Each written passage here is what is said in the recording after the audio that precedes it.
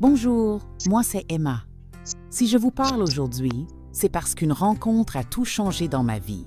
Une vie qui, jusque-là, n'était qu'une suite de jours gris, rythmée par le tic-tac d'une horloge trop lente. J'étais professeure de piano, une femme ordinaire cachée derrière des cloisons et un sourire poli. Enseignante dans une petite salle où les notes semblaient parfois plus libres que moi. Et puis, il est arrivé, Lucas. Un élève de 19 ans, les doigts agiles et le regard trop audacieux pour un endroit aussi strict, aussi surveillé. Au début, c'était juste un cours de plus. Des touches blanches et noires, des gammes bien sages. Mais il y avait quelque chose dans sa façon de jouer, dans ses silences entre les notes, qui faisait trembler les murs de ma routine. Dénommée, allaiter s'infiltrer dans les accords. Restez avec moi, parce que cette histoire parle de mélodies interdites, de cœurs qui s'échappent et de vérités qui finissent par éclater, qu'on le veuille ou non. Tout a vraiment commencé ce mardi après-midi, dans cette petite salle de cours aux murs beige défraîchis. J'étais là, Emma, assise au piano, mes doigts posés sur les touches comme une vieille habitude, attendant mon nouvel élève. Lucas est entré un peu en retard, avec cet air nonchalant qui m'a tout de suite agacée. Il avait 19 ans, les cheveux bruns en bataille, et une lueur dans les yeux qui semblait défier le monde entier. « Désolé, prof », il a dit avec un sourire en coin, posant son sac comme s'il prenait possession de l'espace. J'ai soupiré. « Assis-toi et appelle-moi Madame Dubois. » On a commencé, une gamme simple, un do, ré, mi hésitant. Mais dès qu'il a joué, j'ai senti quelque chose. Ses doigts dansaient sur les touches avec une aisance brute, presque insolente, transformant les notes en une mélodie qui n'était pas dans mes partitions.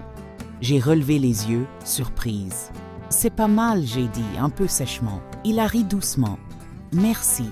Mais vous savez, ce n'est pas juste le piano qui me s'il vous plaît ici. » Son regard s'est planté dans le mien, trop direct, trop audacieux. « Concentre-toi », j'ai rétorqué, sentant mes joues chauffer.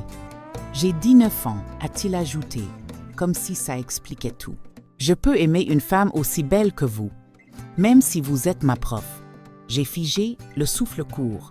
Ce n'était plus une leçon, c'était un défi. Après ça, j'ai essayé de reprendre le contrôle. « Lucas, sors d'ici », j'ai ordonné, la voix tremblante mais ferme. « Ce que tu dis, c'est inapproprié.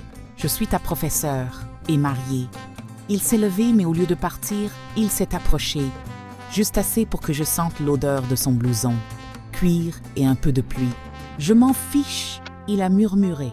« Vous méritez mieux que ce que je vois dans vos yeux. Et moi, je ne peux pas faire semblant de ne pas ressentir ça. » J'ai reculé, heurtant le bord du piano, les touches grinçant sous mon poids. « Mon mari te casserait la figure s'il t'entendait. » J'ai lâché, plus pour me convaincre que pour le menacer qu'il essaie. Entendre mon prénom dans sa bouche m'a secoué. C'était trop intime, trop réel. Dehors, j'ai répété en pointant la porte. Il a ramassé son sac, mais avant de partir, il s'est retourné. « À plus tard, Madame Dubois », dit-il, avec ce sourire qui promettait qu'il n'en avait pas fini. La porte a claqué, et je me laisse glisser contre le piano, le cœur battant à tout rompre. Je savais que c'était mal, que je devais l'arrêter là. Mais une partie de moi, une partie que je n'osais pas nommer, entendait encore ces mots résonner, comme une note qu'on ne peut pas effacer. Ce soir-là, chez moi, l'air était lourd.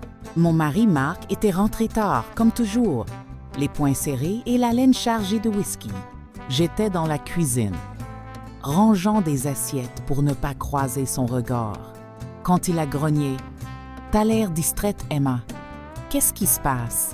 J'ai haussé les épaules. Rien, juste fatigué. Mais il s'est approché trop près et a attrapé mon bras fatigué, hein? Ou c'est encore un de tes petits élèves qui te tourne autour?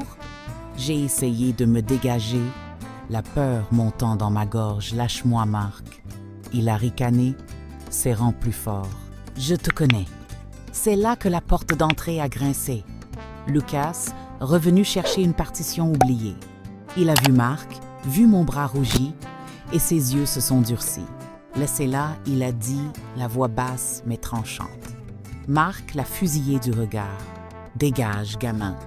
Lucas n'a pas bougé, et moi je suis conservée là, tremblante, entre la violence que je connaissais et une promesse que je n'osais pas encore saisir. Quelques jours après cet incident dans la cuisine, Lucas m'a convaincu de le chez lui. Viens, il a dit, sont-on plus doux qu'avant. J'ai besoin que tu vois quelque chose suivre. J'ai hésité, encore secoué par les marques sur mon bras, mais ses yeux, sincères, presque suppliants, m'ont poussé à accepter.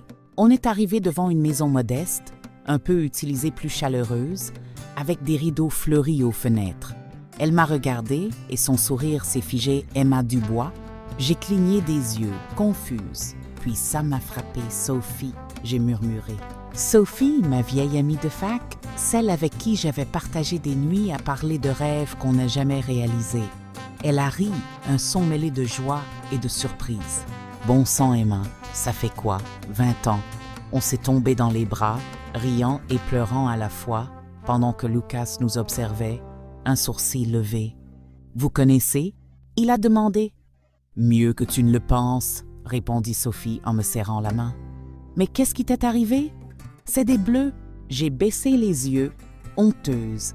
Mais Lucas a répondu à ma place. Son mari. Sophie a froncé les sourcils et j'ai senti un vieux lien se raviver. Une amitié qui pourrait tout changer. On était encore en train de parler, assise autour d'une tasse de thé, quand la porte d'entrée a claqué violemment. Mon cœur s'est arrêté. Marc est entré, ses yeux injectés de sang balayant la pièce. « Emma ?» Il a grogné. « Qu'est-ce que tu fais ici ?» Je me suis levée d'un lien, tremblante. Je rends visite à une amie. Il a ricané, avançant vers moi. « Une amie, hein ?» Il a pointé Lucas, qui s'est redressé, prêt à intervenir. Sophie s'est interposée. « Sortez de chez moi », elle a dit la voix ferme. « Vous ne touchez pas à Emma ici. » Marc l'a dévisagé, puis a ri. Un rire posé, méprisant. « Toi, je te connais. La petite étudiante qui pleurnichait tout le temps. Et maintenant, tu protèges ma femme? Elle corrompt ton fils, tu sais. » Lucas a fait un pas en avant, les poings serrés. « C'est vous qui la détruisez. » Il a lâché.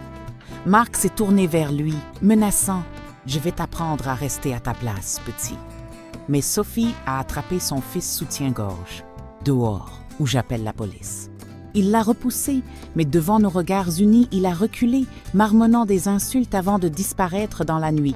J'ai repris mon souffle, mais je savais qu'il reviendrait. Sophie m'a serré contre elle. « Tu restes ici ce soir, » dit-elle.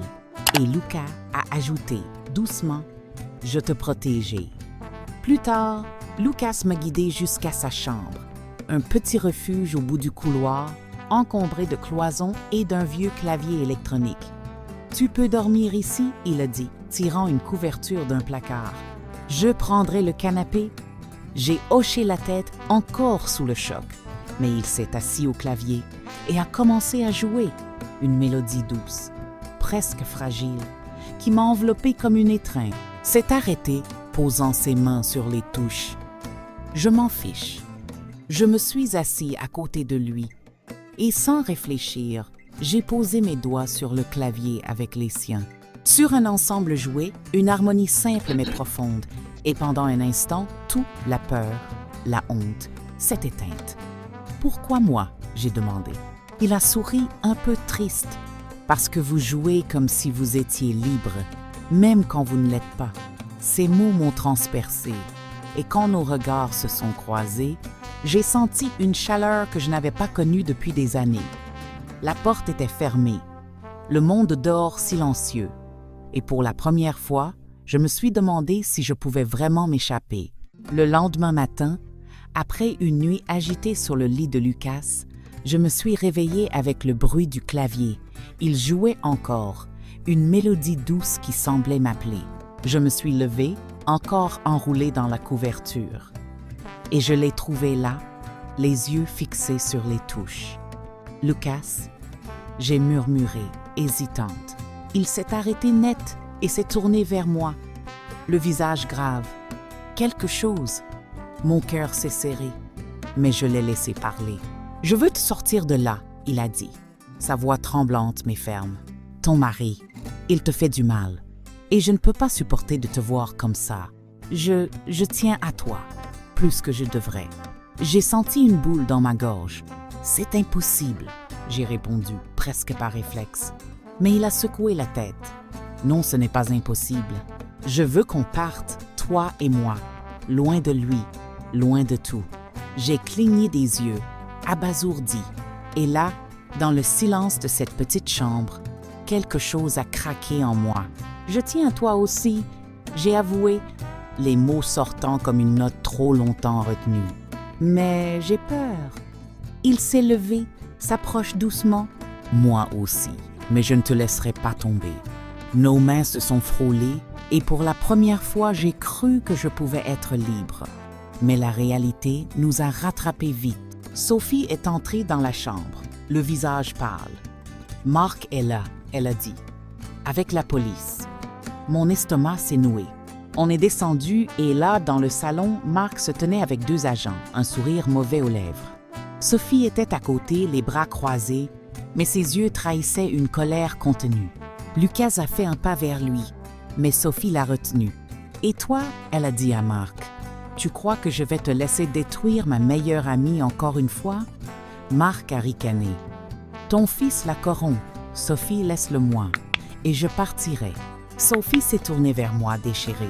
« Emma, il faut que tu choisisses. Reste avec nous ou retourne avec lui. Mais si tu restes, je ne peux pas te promettre qu'il te laissera tranquille. » Les agents ont bougé, prêts à intervenir. Lucas m'a regardé suppliant. « Ne retourne pas avec lui » murmure-t-il. Marc a ajouté, froid. « Choisis la sécurité, Emma, ou perds tout. » J'étais figée. Les voix se mêlaient dans ma tête.